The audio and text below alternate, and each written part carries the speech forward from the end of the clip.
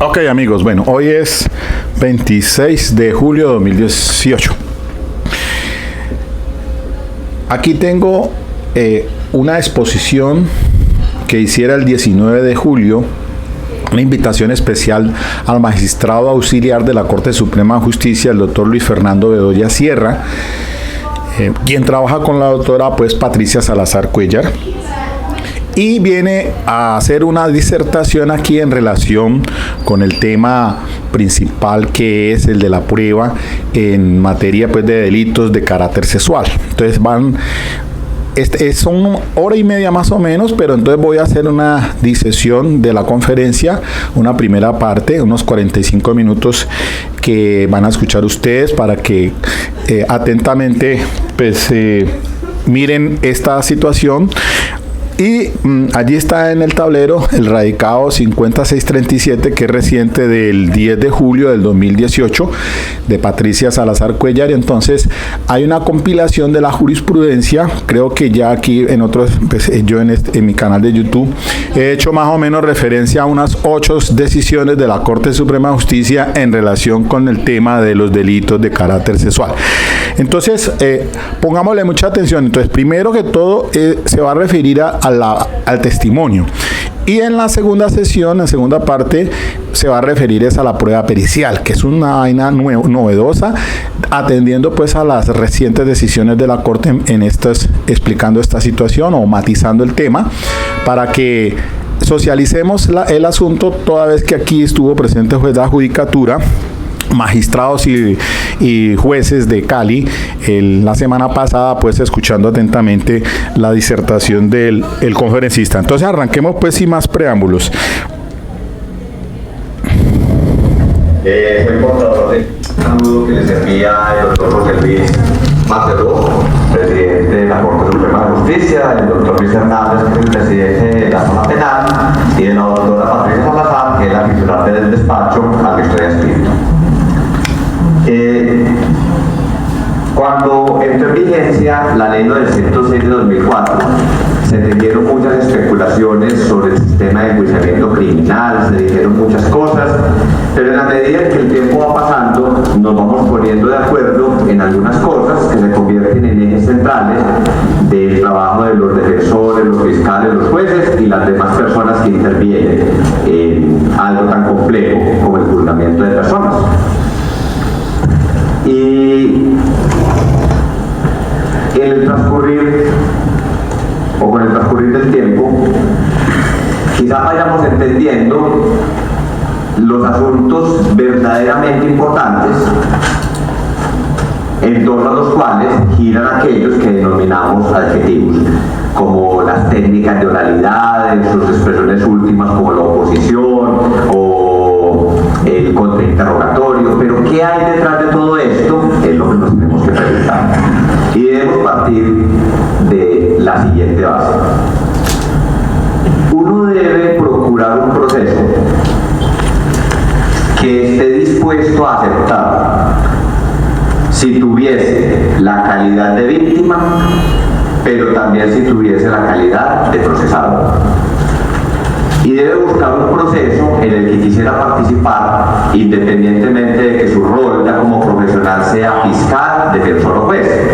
Y eso implica una cantidad de juicios de ponderación, porque los intereses en juego son notorios.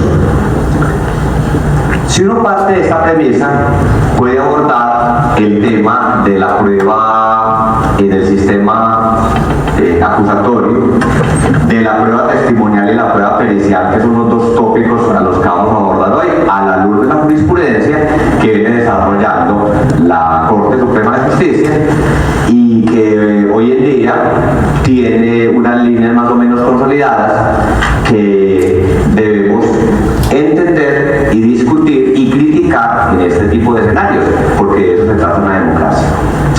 En el ámbito de la prueba testimonial existen unas garantías judiciales mínimas. ¿Qué significa ello? Que son los inamovibles, lo mínimo que se le debe garantizar a una persona cuando el Estado pretende, perdóneme que use coloquialmente el término, meterlo a la cárcel. mínimas, se destaca para lo que nos importa lo que ya se ha conocido por la familia judicial, y creo que con suficiente profundidad, como el derecho a la confrontación. Y eso aparece en la Convención Americana de Derechos Humanos en su artículo 8 y el Pacto Internacional de Derechos Civiles y Políticos en su artículo 14, donde se manifiesta que el sujeto pasivo de la pretensión punitiva estatal, cualquiera que sea su nombre, acusado, quizás sea la denominación más genérica, tiene derecho, entre otras cosas, a interrogar o a hacer interrogar a los testigos que soportan la acusación. Y esta figura tiene un amplio desarrollo en todo el mundo. Esto no es algo que únicamente sea relevante en Colombia. Ese mismo derecho aparece en el artículo 6 del Convenio Europeo de Derechos Humanos y en la enmienda 6 de la Constitución de los Estados Unidos, pero también es objeto de discusión en Argentina, en Chile, es decir, digamos que es un concepto bastante universal. ¿Cuál es el ideal? Que para que un testimonio sea tenido en cuenta como prueba de cargo, el acusado debe tener como mínimo las siguientes posibilidades frente a ese testimonio. Primero, controlar el interrogatorio. Y cuando decía que con los años hemos aprendido la importancia de todo esto, creo que hoy podemos decir con tranquilidad que las oposiciones a preguntas inadecuadas como las sugestivas principalmente, pero también las capciosas, o las confusas, o las compuestas, son un elemento muy importante para que al juez le llegue evidencia de calidad y pueda tomar una decisión adecuada. Yo recuerdo alguna vez a un gran abogado, sobre todo en el área de teoría del delito, una persona muy fuerte, y decía, luego de que le fue tremendamente mal en un juicio, en lo que atañe a técnica de oralidad, decía, es que estos formalismos están acabando con el derecho penal. Y si uno se pone a pensar en una pregunta sugestiva, el daño que puede generar difícilmente puede tacharla de formalismo. Y estas preguntas son dañinas en dos sentidos. Primero, en que la parte le puede plantar la información al testigo. Y eso ya de por sí es tremendamente grave, porque eso puede propiciar una condena injusta, que es la expresión más nefasta de la administración de justicia en cualquier país. Condenar a alguien injustamente es de las formas de agresión estatal más complejas. Pero también puede suceder que ante preguntas sugestivas, el juez nunca sepa si el testigo sabía o no sabía. Es decir, que a través de las preguntas sugestivas podemos acabar con un buen testigo. Porque si la pregunta está mal formulada y el testigo contesta simplemente con un sí a una afirmación compleja que hace la parte, así el testigo en verdad hubiese presenciado los hechos, el juez no va a poder discernir este aspecto. Entonces, primera expresión, o una de las expresiones del derecho a la confrontación, controlar el interrogatorio. Y yo creo que ya podemos anticipar la problemática que se suscita en materia de menores de edad, cuando en las más de las veces estos interrogatorios no transcurren en el juicio. ¿Qué pasa con esos interrogatorios? Y también debemos preguntando, ¿puede el psicólogo incurrir en preguntas sugestivas? Y puede a través de esas preguntas sugestivas plantar información en el testigo o tergiversar lo que el testigo verdaderamente sabe. Parece una pregunta retórica porque la respuesta es obvia, ¿no? Claro que puede suceder. Entonces, ¿cómo podemos emitir una condena a partir de un testimonio que no ha podido ser controlado por el acusado y o su defensor? Ya tenemos ahí un problema puesto en la mesa y un punto que hay que armonizar con el interés estatal y de la sociedad en general en brindarle a los menores una adecuada protección. Muy bien. Del derecho a la confrontación también se destaca la posibilidad de interrogar o hacer interrogar al testigo. Y vuelvo a lo que se planteaba al inicio de la intervención, en el sentido de que los años, el manejo de casos, o sea, la experiencia, van mostrando lo importante que eso resulta. En la Corte Suprema de Justicia, el año pasado, se resolvió un caso. Y quiero hacer la siguiente anotación: si ustedes están interesados en alguno de estos casos, tomen nota y luego nos referiremos a las sentencias para no estar cortando con radicados una intervención en la que queremos hacer un planteamiento sobre lo que es el estado de la jurisprudencia actual. En ese caso, capturan a 5 personas en un taxi porque al interior del mismo había una bolsa que contenía una subametralladora. Y acá la fiscalía tenía ante sí uno de los aspectos más complejos de ser fiscal, y es definir las hipótesis. Pues la hipótesis que manejó la fiscalía con mucha ligereza por demás es que todos eran responsables del delito de porte ilegal de armas de fuego, y lo hizo a partir de unas manifestaciones de los policías plasmadas en sus informes. En sus informes los policías dijeron: es que se pusieron muy nerviosos cuando notaron la presencia de la patrulla, y ese nerviosismo constituye un hecho indicador de que todos sabían que el arma estaba allí, y a partir de ello se construye la hipótesis de que todos participaban. En el juicio oral, la fiscalía introdujo el contenido de esos informes, y hasta ahí, si se hubiese acabado el juicio, estas personas hubiesen sido todas condenadas. Pero durante el contrainterrogatorio, la defensa pudo demostrar que no era posible que los policías observaran lo que acaecía al interior del taxi por una razón elemental, y es que estaba de noche y las luces del carro generan un efecto que permite ver de adentro hacia afuera, pero no en el sentido contrario. Y además de otros aspectos que fueron resaltados en la sentencia, el contrainterrogatorio cambió el sentido de la declaración. ¿Y qué es lo que queremos resaltar con esto? Lo mismo que hablábamos con el distinguido profesor del que les comentaba ahorita, y es que estos no son meros formalismos.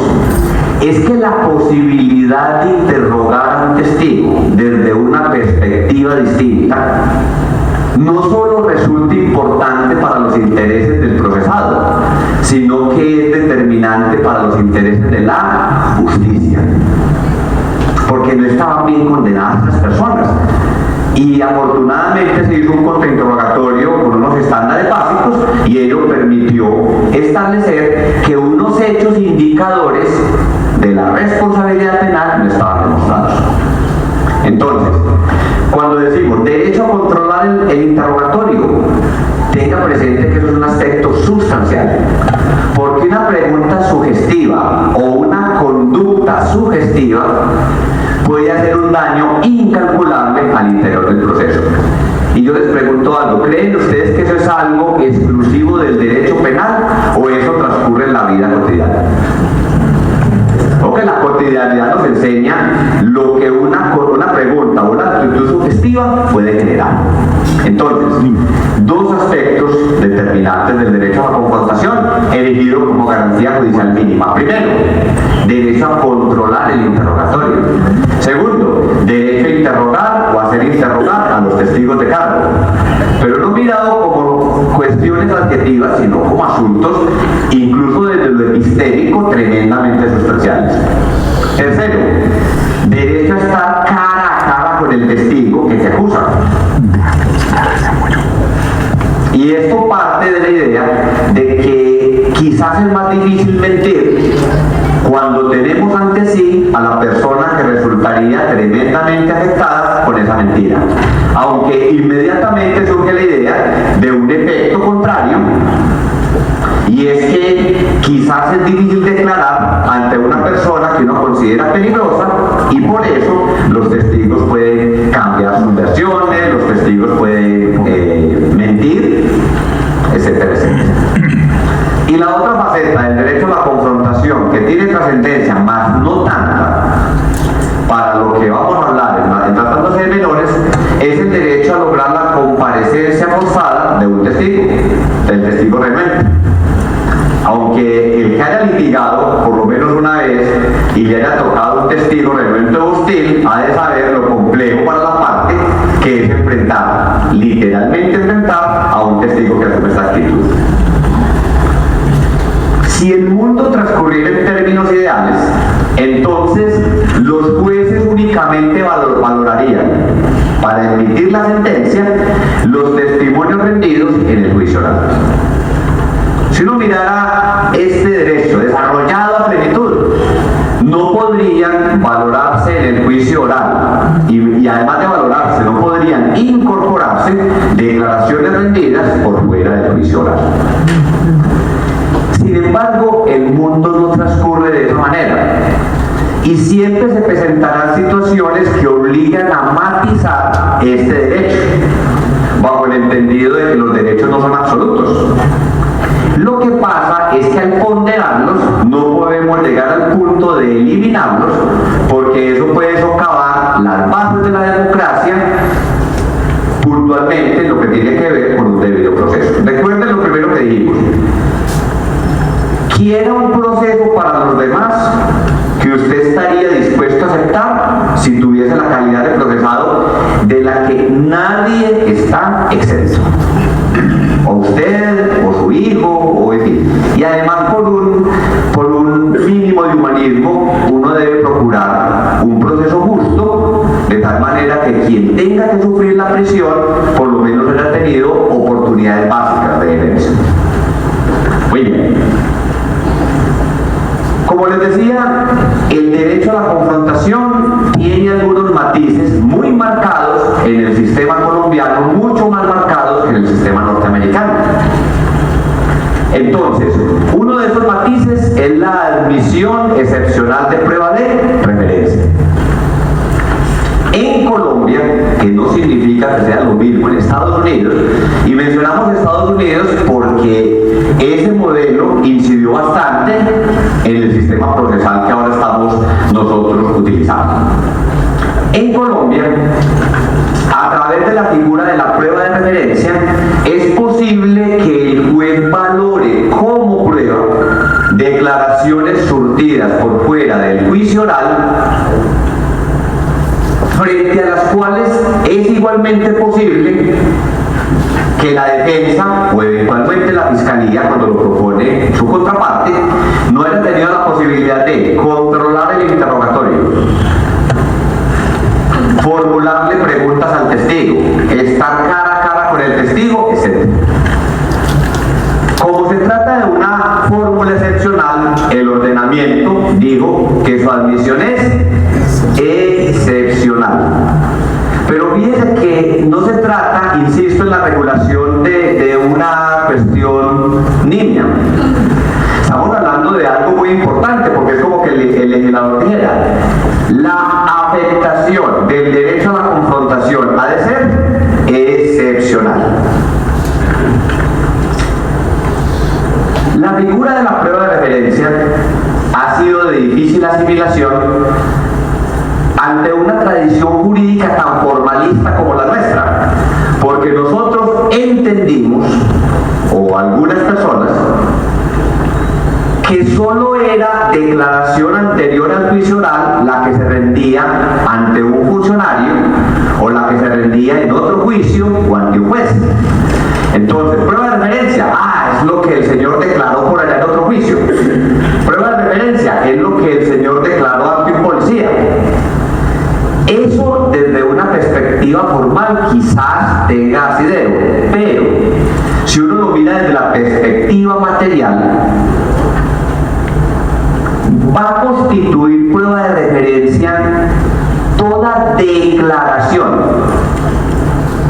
que una persona haya rendido por fuera del juicio oral y que la parte pretenda presentar en el juicio oral para soportar su teoría del caso. Volvamos al tema de los menores.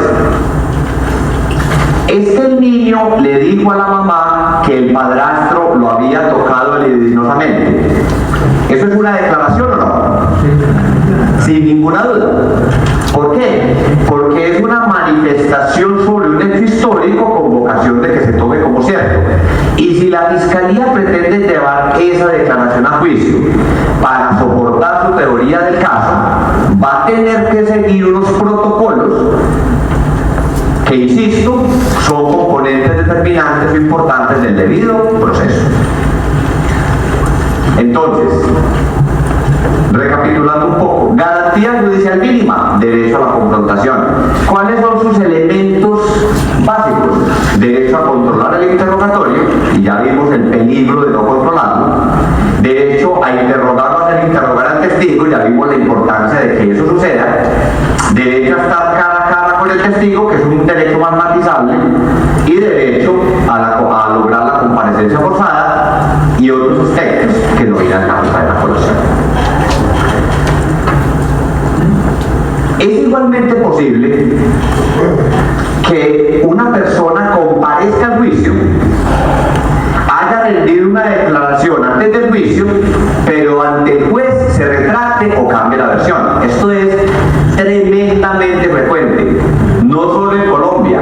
El problema de la retractación de testigos te la encuentras en Estados Unidos, en España, porque es que el mundo, entre otras cosas, en estos aspectos transcurre más o menos de la misma forma. Algunos aspectos se agravan o se agudizan en unos países, pero esto es más o menos universal.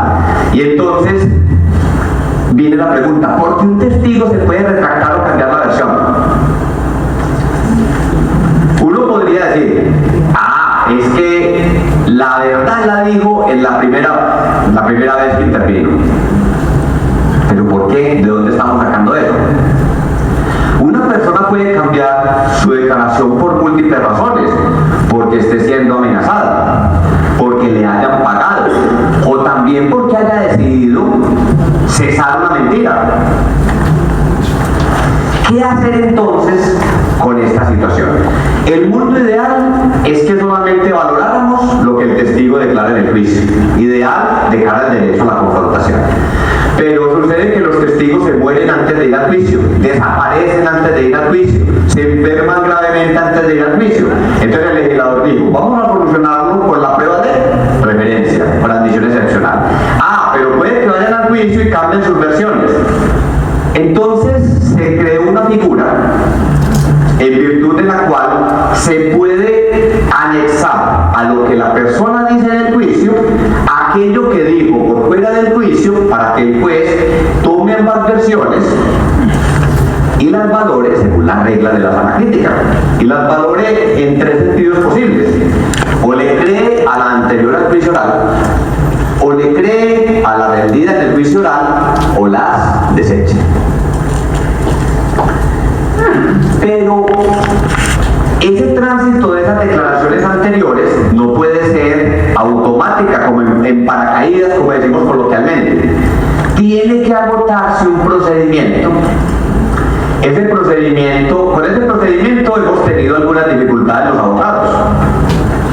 Pero en tratándose de menores, el asunto se vuelve mucho más complejo, porque en ese procedimiento intervienen el psicólogo y o el defensor de familia. Y aquí se presenta un fenómeno tremendamente complejo, porque si de por sí lo era la interacción de abogados, las partes, la víctima, el Ministerio Público y el juez, cuando intervienen profesionales de otras disciplinas, esto tiene que tener un manejo mucho más cuidadoso, porque si no, se corre el riesgo de evitar que ingrese declaración pertinente o de ingresar información violando el debido proceso. Entonces, ¿qué dice la ley y qué ha dicho la jurisprudencia a la luz de ese marco normativo? Para incorporar declaraciones anteriores como prueba de referencia, las partes deben seguir, grosso modo, el siguiente derrotero. súper elemental, entre otras cosas. Primero, en la audiencia preparatoria, primero tiene que haber descubierto la declaración. Segundo, en la audiencia preparatoria tiene que explicar la pertinencia del testigo. ¿De cuál testigo? Del que rindió su declaración por fuera del juicio. Es decir, no la pertinencia del psicólogo, la pertinencia de la declaración del niño. No la pertinencia de la declaración de la mamá, sino la pertinencia de la declaración del niño. Segundo, tiene que explicar la causal de admisibilidad de prueba de referencia, que según la ley, el artículo 438, se reduce a que el testigo falleció,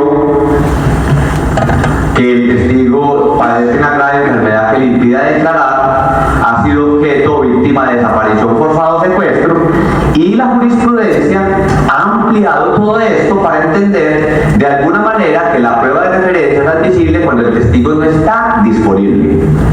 Y a los señores psicólogos y defensores de familia les recomiendo tener mucho cuidado con el concepto de disponibilidad del testigo, porque aunque es una categoría jurídica, han de intervenir de una manera muy importante en esto, por lo que les voy a decir. Entonces, el testigo no puede ser ubicado, testigo no disponible. Cuando se trata de niños, sobre todo niños pequeños víctimas de delitos graves, la jurisprudencia y luego la ley establecieron que sus declaraciones anteriores son admisibles como prueba de referencia. Es decir, que la ley recoge o acoge lo que había desarrollado la jurisprudencia y genera una nueva causal de no disponibilidad del testigo, que está asociada a su minoría de edad, a su edad, a su corta edad, y a una cantidad de situaciones que se pueden presentar cuando un niño es intervenido reiteradamente en interrogatorios, porque eso puede generar victimización secundaria o doble victimización. Cuando se trata de testimonios juntos, es decir, cuando el testigo se retracta o cambia la versión, la jurisprudencia también ha fijado unas reglas. Y ha dicho, cuando un testigo se retracta o cambia su versión en el juicio, será admisible como prueba lo que declaró antes del mismo, antes del juicio, si solo si, uno, el testigo está presente en el juicio, aunque eso es evidente, porque si no estaríamos hablando de prueba de referencia. Pero además el testigo debe retractarse o cambiar la versión, lo que es elemental, porque si no, no sería necesaria la figura. Pero tres, el testigo tiene que estar disponible. Y uno podría preguntarse, pero uno ¿por qué puede cuestionar que esté disponible si estuvo sentado en el juicio oral o estuvo en la cámara Gesell? Es que el concepto de disponibilidad no equivale a disponibilidad física, sino a disponibilidad como testigo. De tal manera que se da testimonio adjunto si solo si el testigo está disponible para ser interrogado y contrainterrogado. Si el testigo no está disponible para ser contrainterrogado, su declaración anterior será prueba de referencia. ¿Y por qué resulta útil la diferenciación? Señores jueces, fiscales, psicólogos, defensores de familia, defensores de los procesados. Porque existe una prohibición en Colombia, y no solo en Colombia, de basar la condena exclusivamente en prueba de referencia. Yo le comentaba a la doctora Dolores, desde antes de los días previos a venir a este encuentro, y hoy cuando venimos del aeropuerto, que por casualidad la Corte acaba de resolver un asunto que se tramitó en la ciudad de Cali, que permite explicar de la mejor manera estas dinámicas y la importancia de que nos apropiemos de las mismas.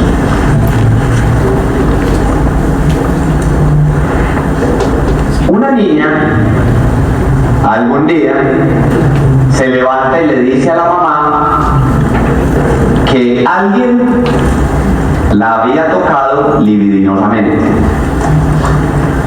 Y ese alguien de sexo masculino solo podría estar encarnado en la única persona de ese género que vivía en su casa, que era el padrastro. El padre biológico, que reside en otra ciudad, una vez se entera de la situación, se traslada a esta localidad y toma cartas en el asunto. La niña es llevada donde el psicólogo y el psicólogo le practica una entrevista. Pasa un tiempo, lo que es gravísimo en estos delitos, como 3 años, y como 3 años luego la niña va a juicio. En el juicio sucede lo siguiente: a la niña le formulan 2 o 3 preguntas y ella dice, niega los hechos, todo es muy escueto, niega los hechos.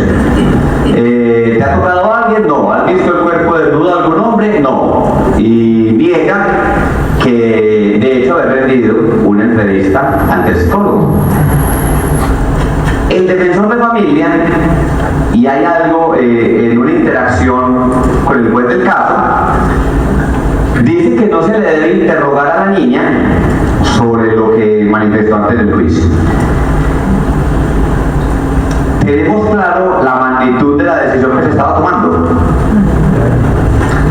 Si se dice que la niña no puede ser interrogada sobre lo que dijo antes del juicio, su declaración anterior constituirá prueba de referencia. ¿Por qué? Porque la defensa nunca pudo controlar ese interrogatorio, porque no ha podido formularle preguntas a la testigo, en esencia por esas 2 razones. Si se hubiese permitido, que no estamos diciendo que se pudiera, este caso lo estamos trayendo y de la forma más genérica y con el mayor respeto, solo para tomar sus insumos, porque también conversamos en el camino, esto se trata de una construcción que hagamos entre todos para que tengamos las reglas suficientemente claras. Pero si hipotéticamente se hubiese permitido que la niña fuese interrogada con las prerrogativas que debe hacerse para proteger su integridad, es posible que la declaración anterior ingresara como testimonio adjunto. ¿Hay una diferencia o no hay una diferencia? Sustancial. ¿Por qué? Porque frente al testimonio adjunto no opera la prohibición del artículo 381. Entonces esto nos permite llamar la atención sobre un fenómeno que habíamos evidenciado hace mucho tiempo, de hecho con encuentros en la ciudad de Cali, y es cómo interactúan los psicólogos y los jueces y las partes para tomar las decisiones de orden procesal cuando se trata de delitos donde aparezcan como víctimas menores de edad. ¿Deben los psicólogos conocer esta diferencia? ¿Ustedes qué piensan? ¿Debe el psicólogo saber que si el niño no puede ser interrogado con todas las cautelas que hay que tener, debe el psicólogo saber que se genera o se activa una prohibición legal? Sí. Pues creemos que, aunque no tiene que volverse un experto en derecho, debe conocer esa situación, porque eso le puede permitir ponderar y decidir si se permiten algunas preguntas o no se permiten algunas preguntas. Al fin y al cabo, en este caso, no se permitió ningún interrogatorio adicional a aquello que supuestamente ha hecho la niña, y las declaraciones se incorporaron, vamos a decirlo, que no se siguió el procedimiento tal cual se debe, y ahí se generó parte, yo no digo del problema, porque en lo personal yo no creo que una absolución sea un problema para la administración de justicia, porque los casos se resuelven de 2 maneras posibles. Cuando se sigue el trámite ordinario, la persona o es condenada o no es condenada, y eso depende si se cumplen los estándares o no se cumplen los estándares. Bien. La Corte Suprema de Justicia en el año 2015 se ocupó de esa problemática y auscultó el derecho comparado. Bueno, ¿cómo han solucionado esto en otros lados que nos permita como lograr un punto de equilibrio y nos permita que esto marche de mejor manera? Y sugirió que en tratándose de estos delitos debe hacerse uso en cuanto sea posible de la prueba anticipada. ¿Por qué? Porque la razón de ser de la prueba anticipada es asegurar el medio de conocimiento. Y ya sabemos que el tiempo, lo que tiene que ver con casos contra menores, genera un riesgo para la prueba. Este caso fue palmario. La niña declaró en el año 2009, como para junio, y fue llevada a juicio en el año 2012. De hecho, ya pasó de una niña a una preadolescente o adolescente. Y obviamente estábamos hablando de personitas distintas. Entonces la Corte planteó, mire, no echen en saco roto la posibilidad de la prueba anticipada. ¿Por qué? Porque la prueba anticipada permite un adecuado punto de equilibrio entre la protección de los menores de edad, en el sentido de que van a declarar una vez y punto, y los derechos del procesado, especialmente lo que concierne al derecho a la confrontación. Además que va a permitir mayor transparencia, porque como va a ser dirigida por un juez, si el psicólogo formula una pregunta sugestiva, la otra parte la va a poder objetar. Y volvemos a algo que también ya hemos planteado. ¿Pueden los psicólogos incurrir en preguntas sugestivas y de esa manera dañar el testimonio? No lo estamos diciendo porque se nos ocurre. Los estudios sobre esto no mienten. De hecho, en algunas sentencias, la Corte ha traído a colación parte de esos estudios de asociaciones especializadas donde se plantea una enorme preocupación por el carácter sugestivo de las preguntas. ¿Estamos diciendo que el psicólogo lo está haciendo intencionalmente? No. Porque es que aprender a preguntar, entre otras cosas, es un asunto que al abogado le tarda algún tiempo. ¿Cuántos seminarios se hicieron?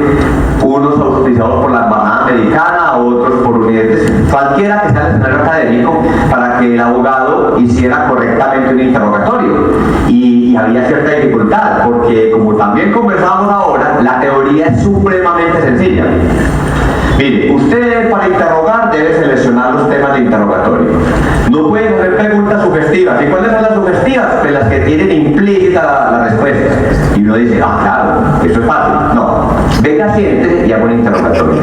Esto lo estamos diciendo con la mayor caridad y el mayor respeto. Así es. Es que la pregunta, o sacar o evitar las preguntas sugestivas, supone cierta preparación.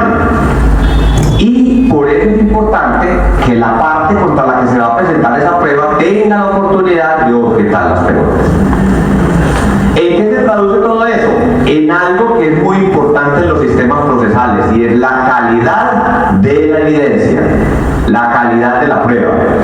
Mire, cuando algo llega a la corte, y yo asumo que es lo mismo cuando llega al tribunal, y obviamente cuando lo resuelve después de distancia, ustedes no saben el alivio tan grande cuando la entrevista al menor está en video. Ustedes no saben el alivio tan grande que eso genera. Y la intranquilidad que genera cuando solo tenemos una transcripción. ¿Por qué? Porque es mejor evidencia la grabación. Entonces, la figura de la prueba anticipada permitiría que el niño solamente sea interrogado una vez, que un juez tercero imparcial pueda pronunciarse frente a las oposiciones y que la defensa pueda pronunciarse frente a esas oposiciones. Permitiría en las más de las veces un mejor registro de esas declaraciones. Y además a la fiscalía le ahorraría un tremendo dolor de cabeza que se llama artículo 381, según el cual la condena no puede estar basada exclusivamente en prueba de preferencia. Es decir, que esto se traduciría en prueba de mejor calidad. Ahora, que hay que tomar algunas decisiones de orden administrativo y logístico, sí, que quizás habría que evaluar la disponibilidad permanente de un juez, pues sí.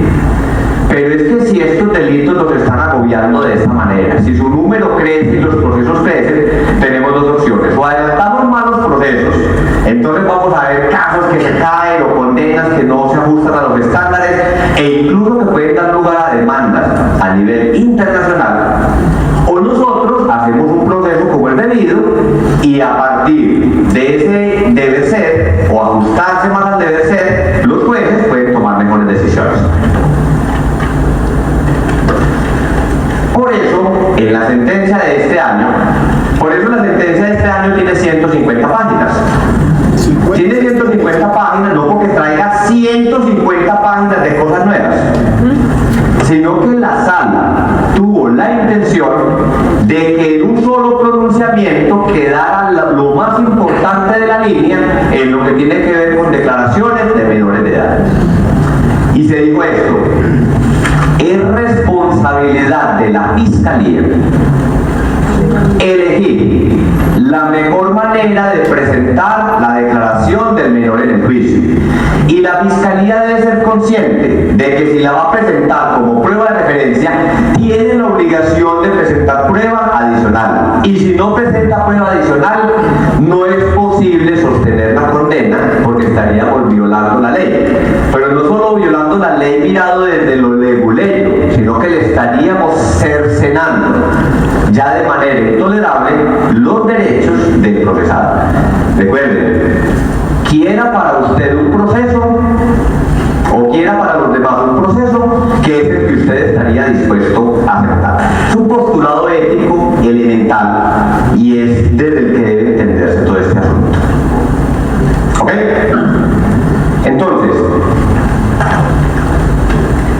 en este contexto cobra una importancia muy importante el concepto de, una importancia alta, perdónenme, el concepto de preparación o evaluación del caso, a lo que la Corte también le ha dedicado ya bastantes sentencias, básicamente en lo que tiene que ver con la generación de hipótesis.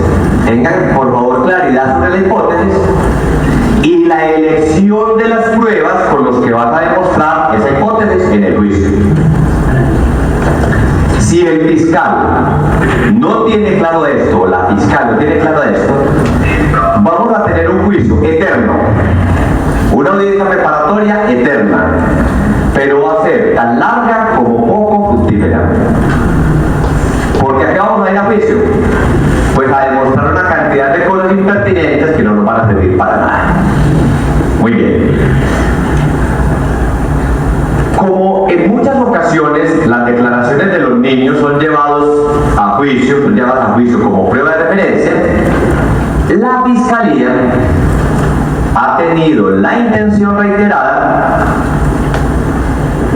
de suplir el requisito del artículo 381 a través de prueba pericial.